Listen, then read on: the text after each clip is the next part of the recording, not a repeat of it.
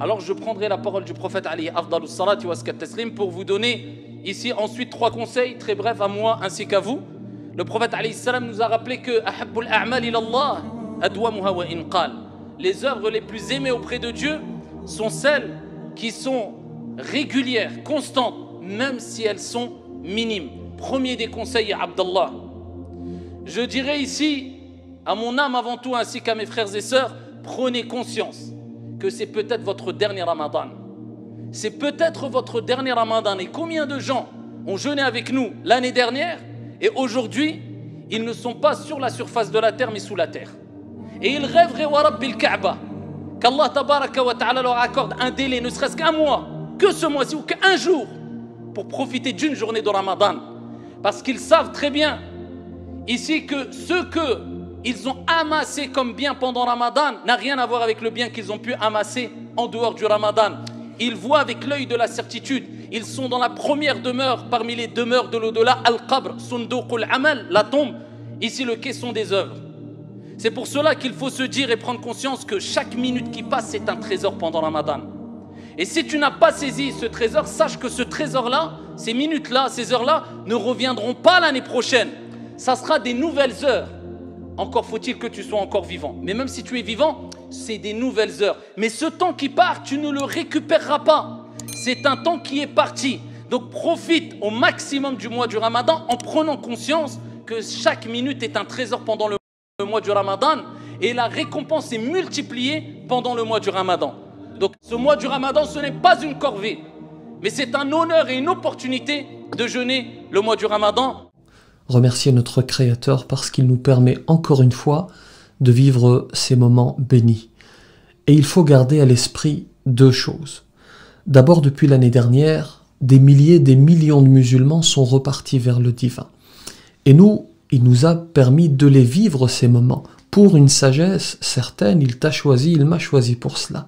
Aussi, et c'est la deuxième des choses, il faut en profiter comme s'il s'agissait du dernier, se dire que nous ne vivrons peut-être pas le prochain, et se comporter en conséquence, vivre intensément chaque instant de ce mois béni. Nous jeûnons exclusivement pour le Créateur, et non pour la créature, non pour satisfaire la créature. Pour vous qui avez cru, il vous a été prescrit le jeûne du mois du Ramadan, comme il a été prescrit à ceux d'avant vous, afin que vous atteigniez la piété. Objectif, atteindre la piété. Tu as 30 jours pour combattre ton âme et atteindre la piété. Vous savez que les démons sont enchaînés pendant Ramadan. Donc, il ne reste plus qu'un ennemi, c'est ton ego. Il va falloir que tu fasses un effort pour vaincre ton ego. Ensuite, rappelle-toi aussi que le prophète sallam il a dit « Arullah min anfusikum khayra » Montrez à Allah le meilleur de vous-même. C'est un mois où tu dois être heureux. Pourquoi? Parce que tu vas te rapprocher d'Allah. C'est un mois où les récompenses sont multipliées. Allah tabarak wa ta'ala nous dit Kullu amli ibn Adam lahu illa as-sawm fa innahu li wa ana ajzi bih. Toutes les œuvres du fils d'Adam sont à lui sauf le jeûne, il m'appartient. Et c'est moi qui en donne la récompense. Seul Allah ta'ala connaît la grandeur de la récompense. Également le prophète sallam il a dit As-siyam wal-Qur'an yashfa'ani lil-'abd. Le Coran et le jeûne intercéderont en la faveur de leur auteur. Le jeûne dira qu'il t'a privé de manger et de boire, et le Coran de t'empêcher de dormir. Et ils demanderont l'intercession, et l'intercession leur sera accordée. Mon frère ainsi que toi, ma sœur, optimise ton temps. Et je veux que tu grades des hasanats partout. Le matin, prends le repas de fin de nuit. D'accord? C'est-à-dire, lève-toi un petit peu avant le fajr, prends ce repas. Et également, fais de l'istighfar, demande pardon à Allah subhanahu wa ta'ala. Prie qu'Allah t'a facilité de prier comme prière nocturne. D'accord? Clôture-les par le witr, si tu ne l'avais pas fait avant cela. Prie salat al-subh, essaye de rester à évoquer Allah subhanahu wa ta'ala jusqu'au lever du soleil. Après, attends que le temps déconseillé parte, c'est-à-dire une demi-heure après le lever du soleil, prie 2 rak'at pour avoir la récompense d'un hajj et d'une umrah. Fais les invocations du matin. N'oublie pas de multiplier les du'as pendant ta journée, de multiplier les formules de dhikr, subhanallah, alhamdulillah, la ilaha illallah, Allahu akbar. Également, les prières, c'est à l'heure. Les prières à l'heure. L'histoire de dormir toute la journée et se réveiller au asr ou se réveiller au dhuhr et j'ai pas prié subh, interdit. C'est interdit pendant Ramadan et en dehors de Ramadan. Et il est temps de prendre des bonnes habitudes. Pendant la journée, surveille tes membres. Fais attention à ce que tes yeux jeûnent, tes oreilles jeûnent, ton ventre jeûne, ton regard jeûne. Tout doit jeûner.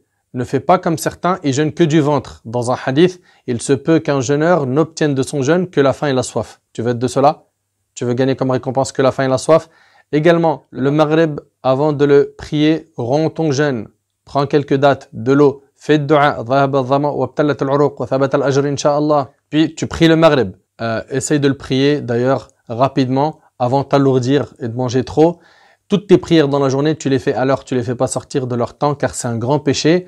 Tu prieras l'Isha, puis après, prie ce qu'Allah t'a facilité pour ce qui est de Tarawih, c'est-à-dire que tu prieras 2 rak'at, tu peux 4 rak'at, ce que tu peux, d'accord? Tu peux même tenir le Coran pendant les prières surrogatoires, c'est déconseillé de le faire dans la prière obligatoire, en tout cas c'est l'opinion de l'imam Malik rahimahullah.